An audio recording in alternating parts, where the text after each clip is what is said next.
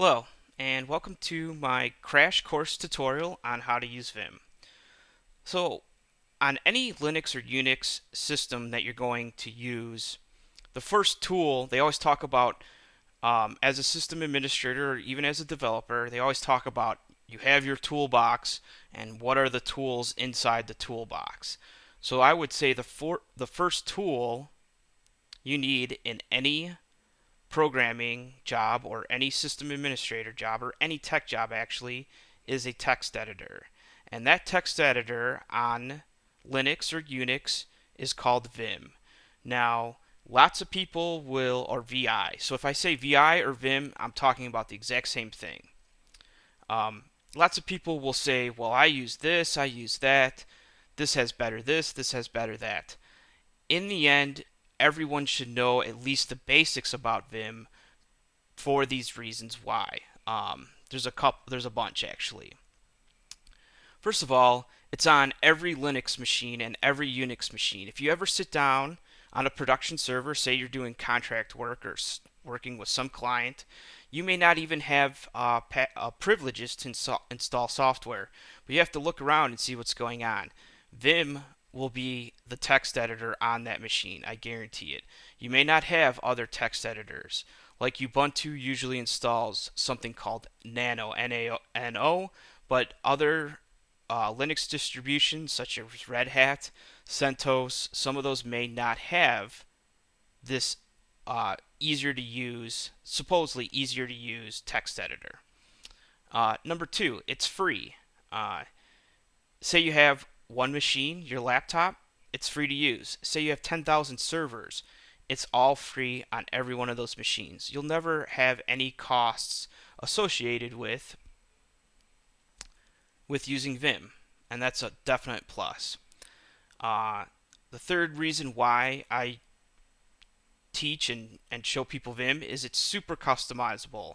I will not show you the plugin engine or how it uses plugins in this tutorial, but anyone that says, "Oh, I use this paid tool or I use Eclipse or some other tool," saying that Vim is not as powerful as those tools, they are dead wrong. Vim is probably one of the most powerful text editors out there. Another great thing about Vim is it doesn't require a graphical user interface.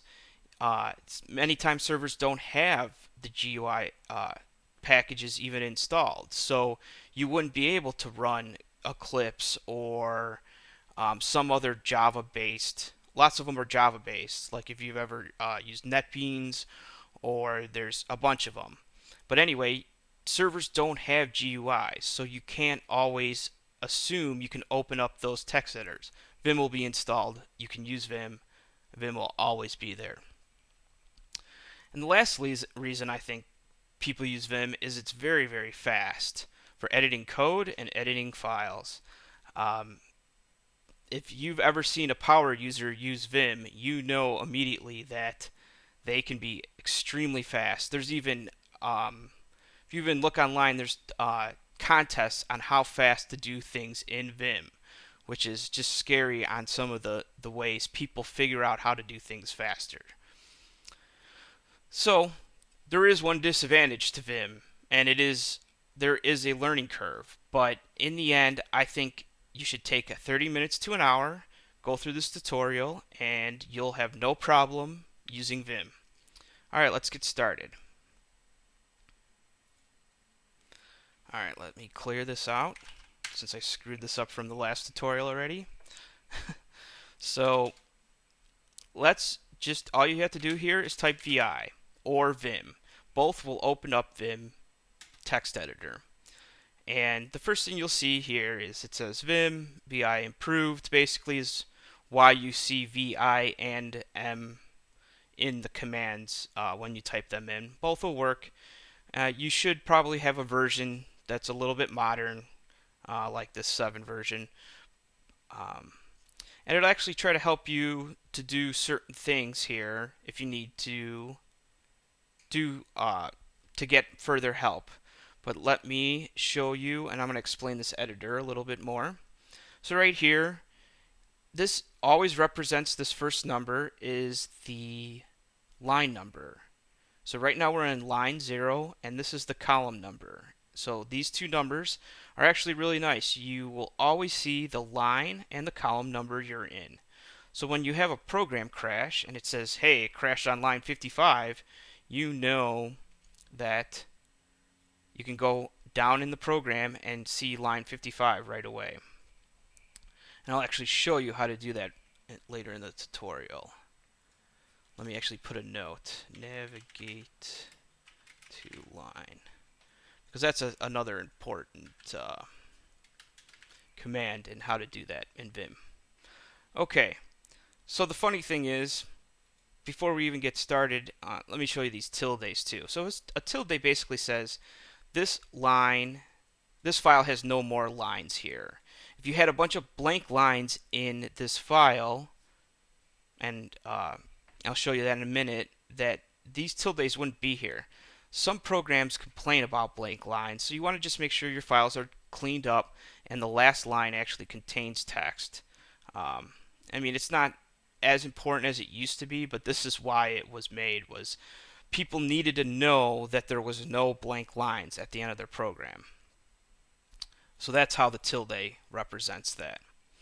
Okay, so the first thing that's kind of funny is most tutorials on Vim show you how to get out of it. And it actually tells you right here. You type :Q, and I'm going to talk about the different types of modes that Vim has. And the first mode is called normal mode. And right now you're in normal mode is what it's called. Now if you hit shift, you want to type a : shift : and then you want to type Q here, and it's going to quit, and you hit enter, it's going to quit out of Vim. And just like that, we're back at the text editor. I mean at the bash prompt. So let's do Vim again, and it'll go back into the file, and this looks exactly the same. So when you hit : it immediately pops down here, and this is like, hey, I'm ready for commands. What do you want to do in this file? Do you want to quit? And we're going to show you the other options in a minute.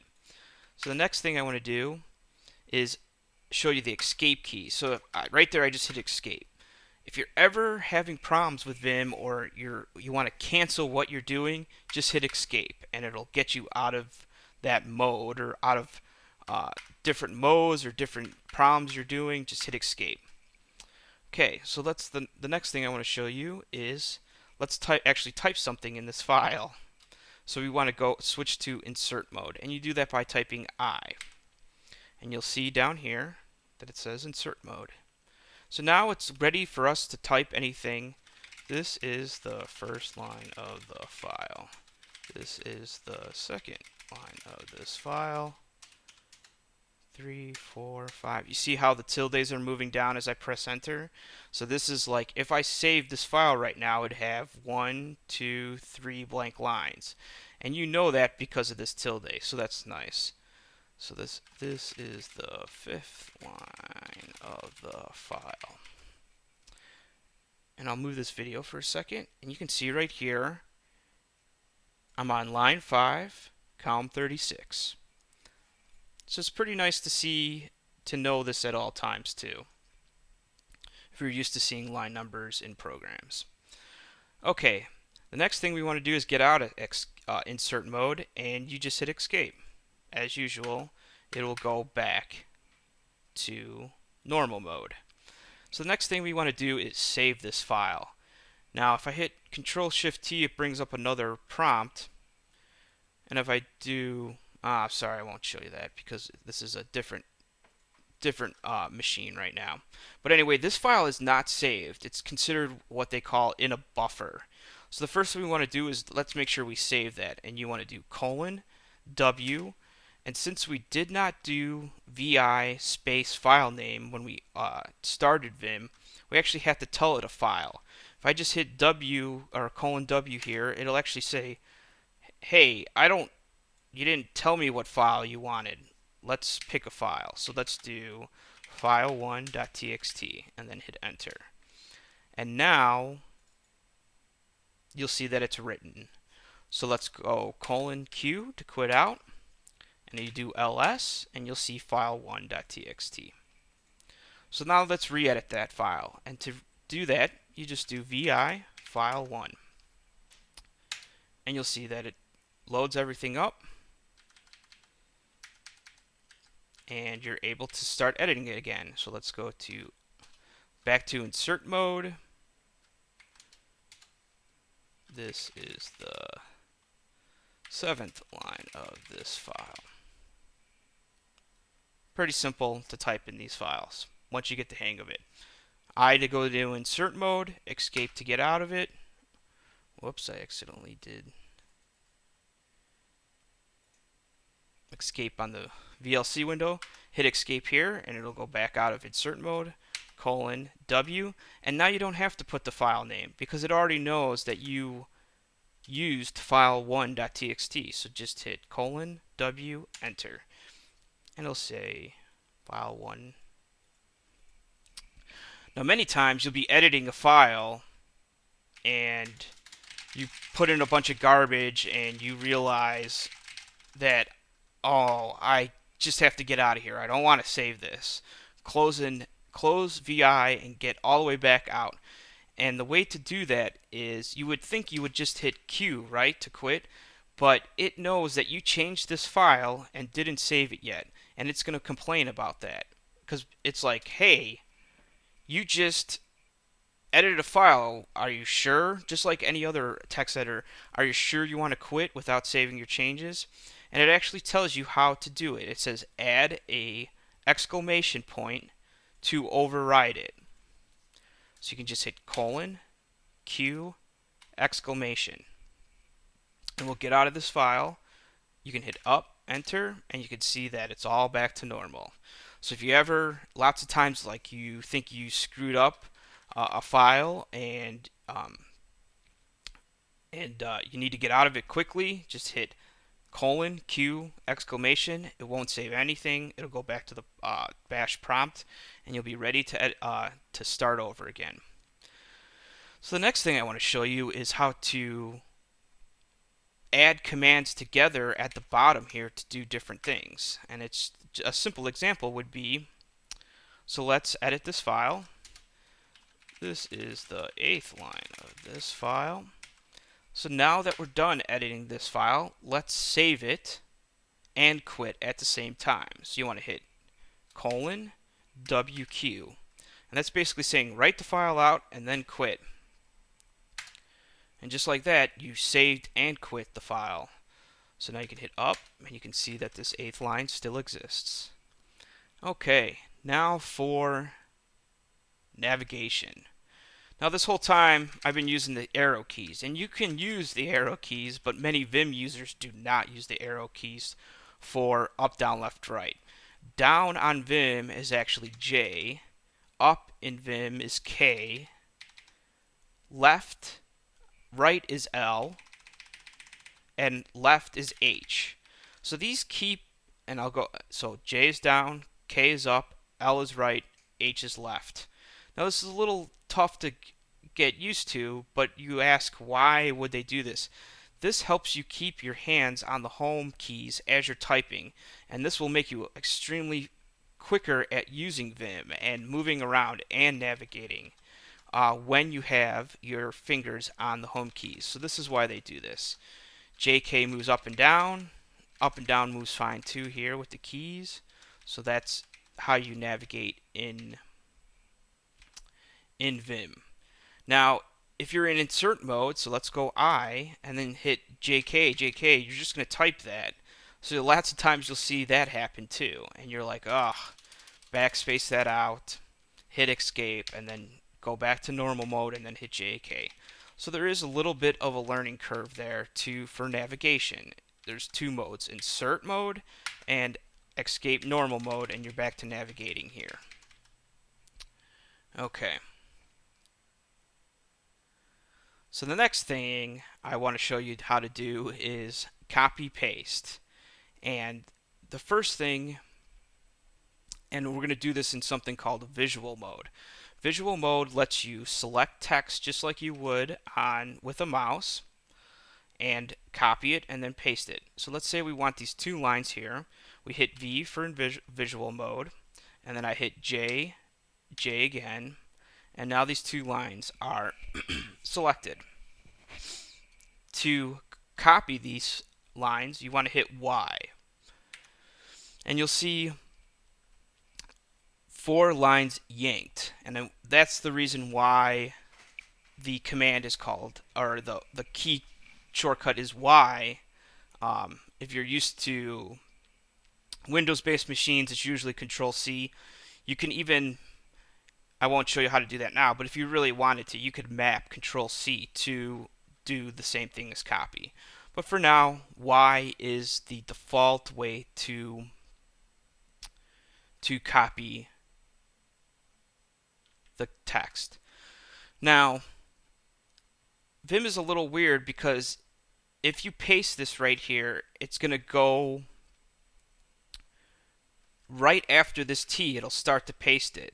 So you want to make sure you don't paste at right here on this file. So many times you can do either go into insert mode, let's make some blank lines, hit escape, and now to paste it you hit P. Now you're thinking, wow, that's way too many steps for cut and paste. You'll get used to it. It's a little daunting at first, but there is a faster way to do this as well. So the next command I'll teach you about, so hit escape, and you'll see here that it put 3 more lines when you hit P for paste. The next command I'll teach you is U is to undo. So if you ever screw up, you can just hit U over and over and over, and it'll undo anything you did. So that's another nice thing. So I hit U there, and that all went away. So say we're all the way at the beginning of this line, and we want to put it on the new line without going into insert mode. So the way to do that is you just do :put, and just like that, it knew with the command put that it'll put a new line here and paste your code here, or paste your text here.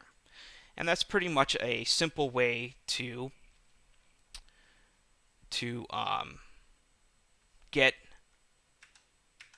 get the lines on the new line without navigating into insert mode or making new lines.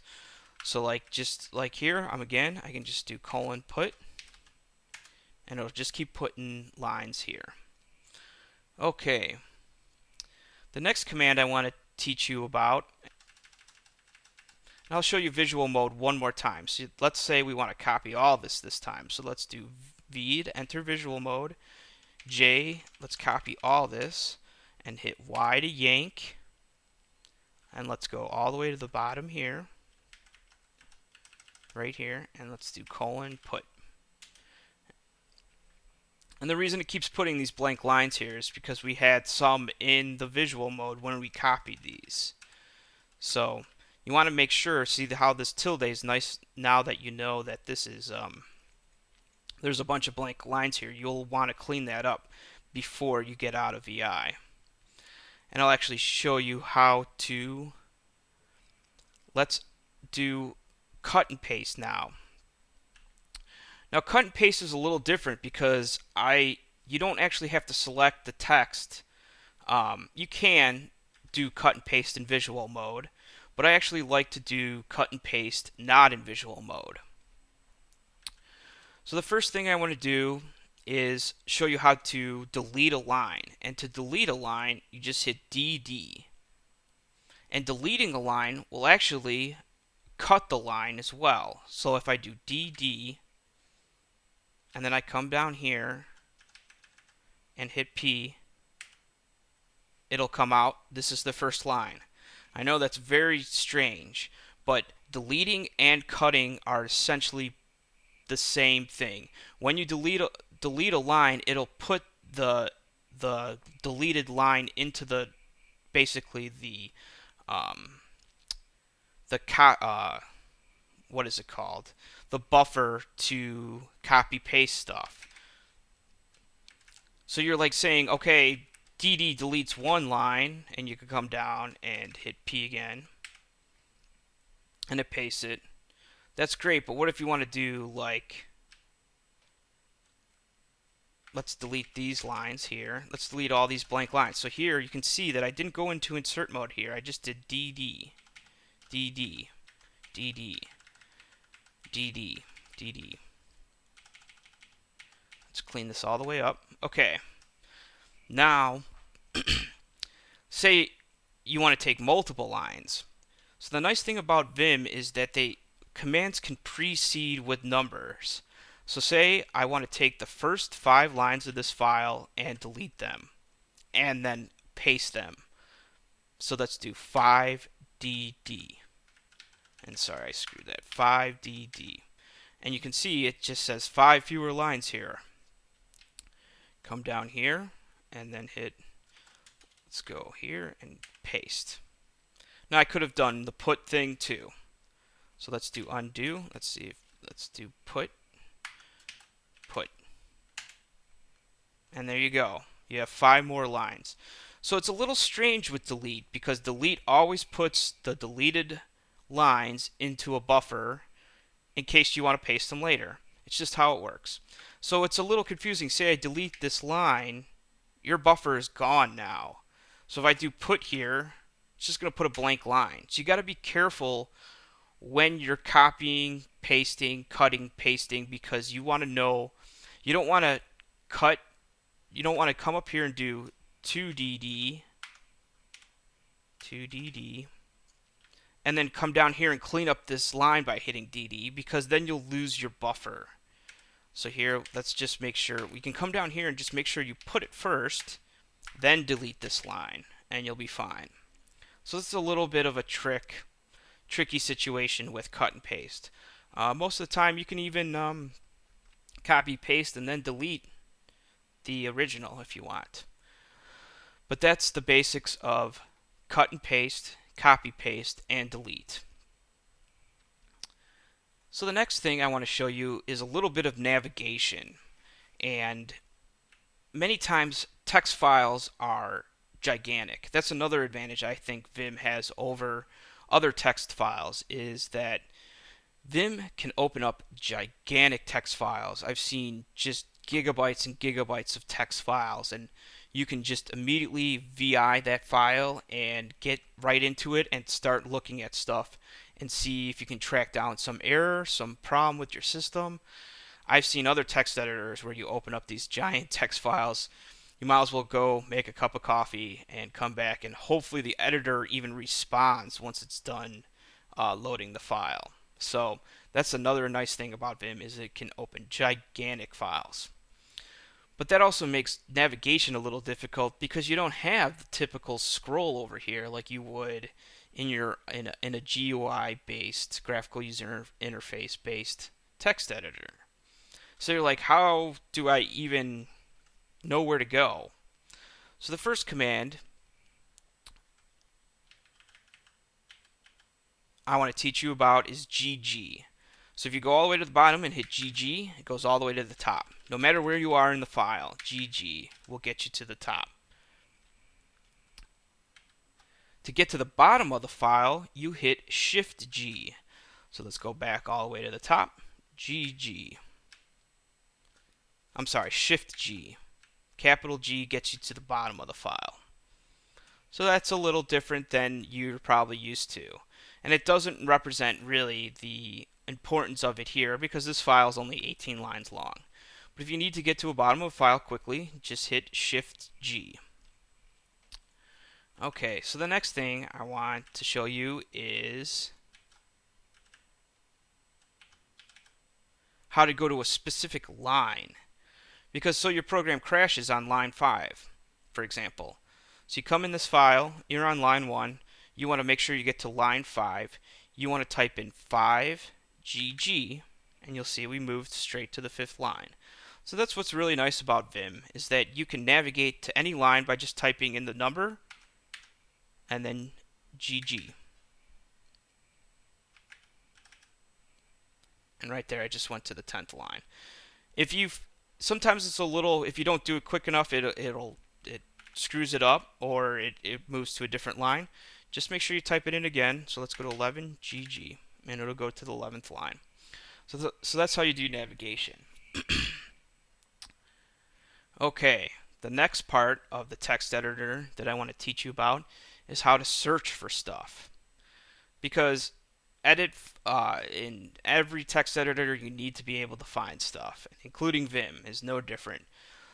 So the first thing we want to do is we'll go to the top of the file and we're going to type /, and you'll see down here that it made a /, so it's ready for another command. And you just want to enter what you want to search for. So let's search for 8th. So we're just going to type that in, and then we're going to press enter.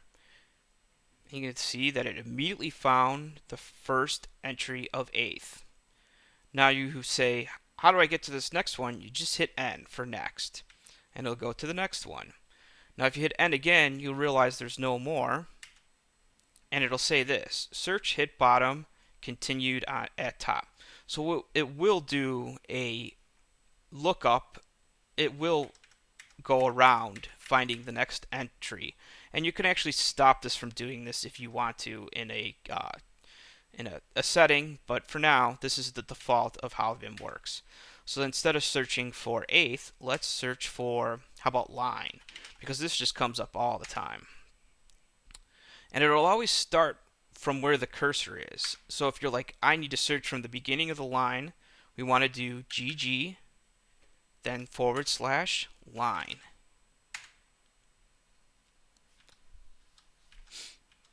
And then you can just hit next all the way down.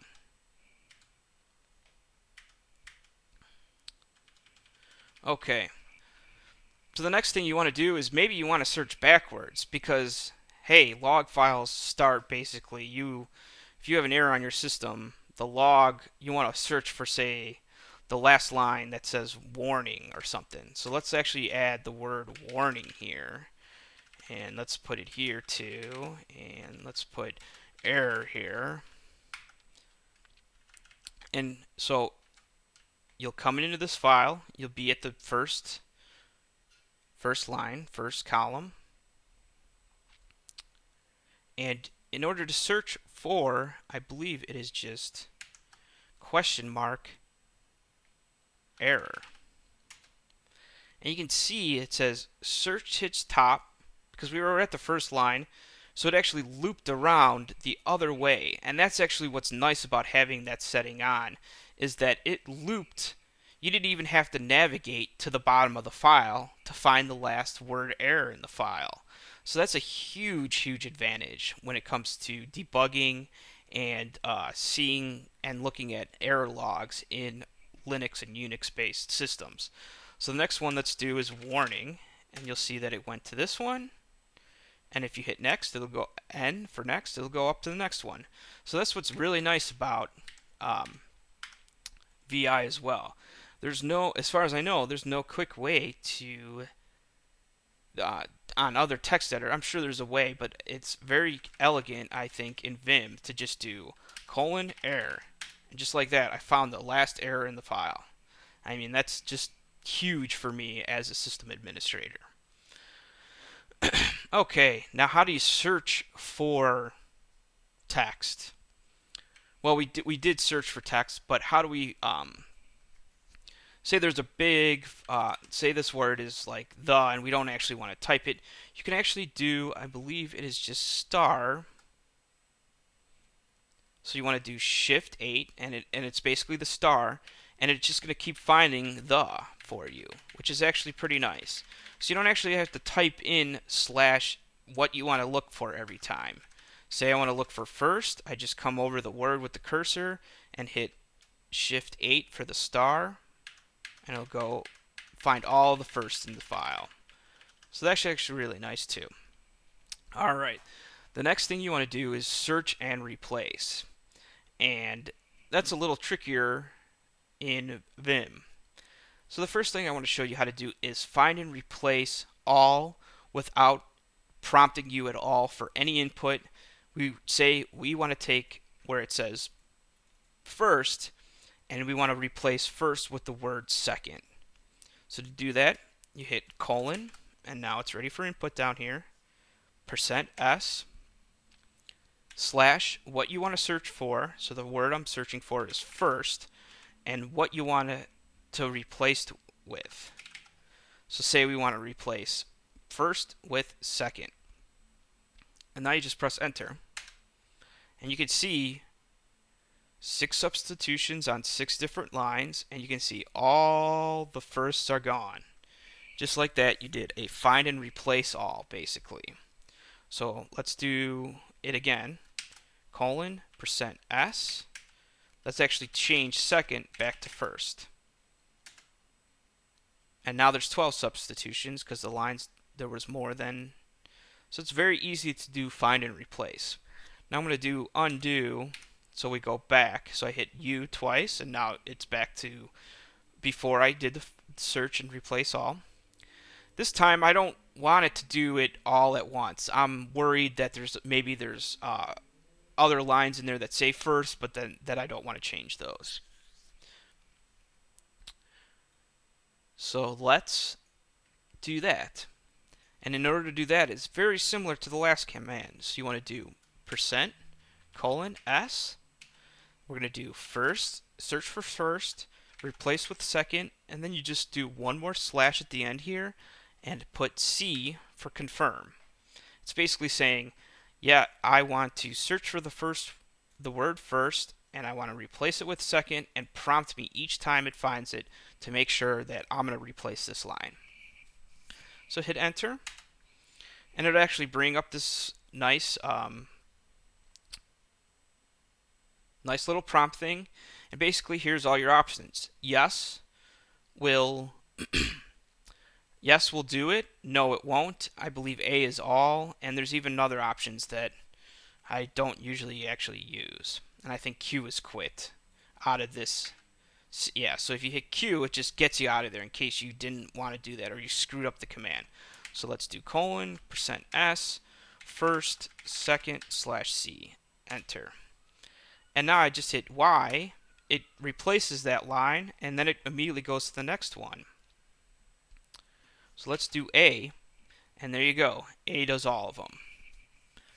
You can probably read up on what the other ones do, but A, all, N is no, Y is yes. Those are pretty much the ones I need to use all the time. Okay, so that's pretty much the basics of using Vim. Now there's one last thing I would like to show you before this tutorial finishes, is you'll immediately get to a point where you're starting to program and you start to edit multiple files. And you're like, how does Vim handle multiple files? And there's a bunch of ways to handle multiple files, and I'll actually show you in a future tutorial on how to get even a navigation of the file system in Vim. But for now, I'm just going to show you the basics because I don't have, this Vim was stock from the beginning, so I haven't changed any configuration on it. And that's the way people should learn the initial setup of Vim, because you may come to a Unix or Linux machine that has no configuration of your settings. So you want to make sure you know how to use that setup. Okay, so the next thing we want to do is learn how to split this window. And to do that, you type colon. So let's, I screwed up the video here again. Let's make sure we're in the Vim window here. You want to do colon, so it comes down here. And you want to do split. And you could do split space file name. So since this is a new file, we're going to do file2.txt. And just like that, Vim immediately splits the window horizontally. So now you have a Vim window here, a buffer they call them, and the file you're editing is file2.txt, and down here is file1.txt. Now the first time, now I can immediately hit I. This is the first line of the file. This is the third line of the file. So all the commands you're doing here, so now if I do :W, are isolated to this buffer here. So if I hit W, it's going to write, it said it written 3 lines file.txt. So the next thing is how to navigate down to this buffer down here and switch between the two. So you remember those H, J, K, L. So J is down in the file, but you need to precede J with a command. So in order to get down to this buffer, you hit Control W and then hit J. And now the cursor's down here, and you can type in this file. This is another line of this file. Save that one, :Q, and you can see file 1. So now if we want to navigate back to the buffer up, you want to hit Control W H. I'm sorry, Control W K. My HJKL is a little rusty. I forget them a lot of the time too. And you can use the arrow keys, so you can hit Control W up, Control W down.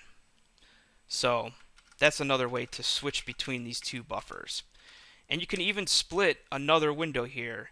Now, I'm not going to get into that because the buffer will actually split at the window level.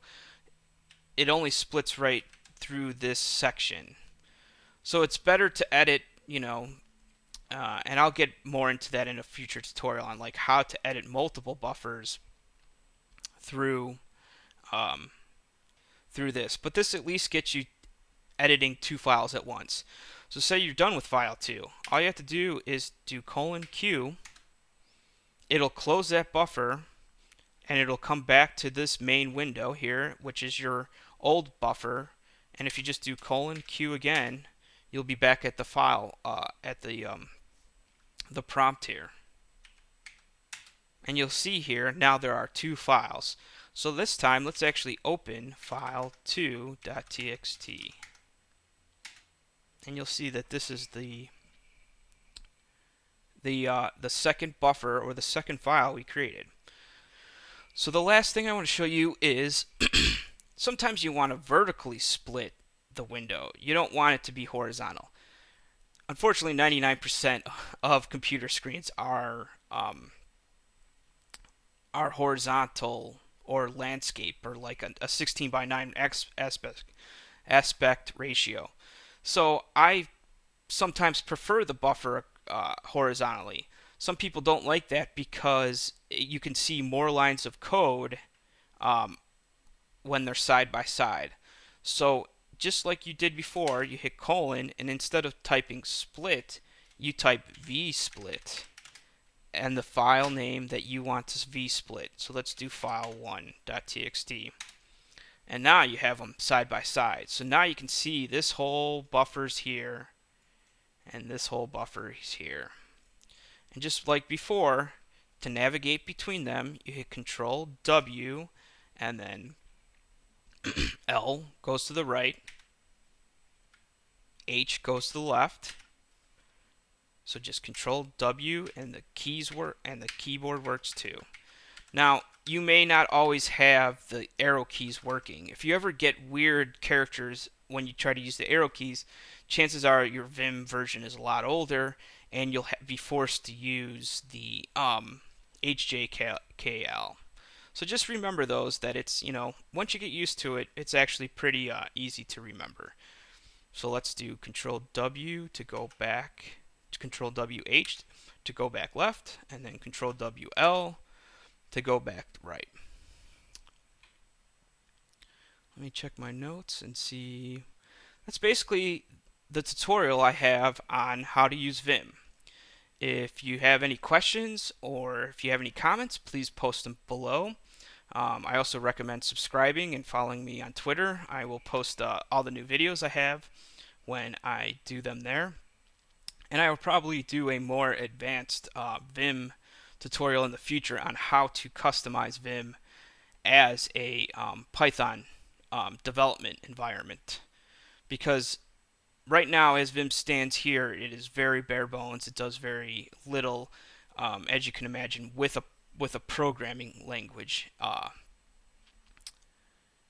But in a future video, I can definitely show you how to set that up. And with the plugins and with it configured correctly, I believe Vim is one of the most powerful editors out there. So, thanks for watching, and please subscribe.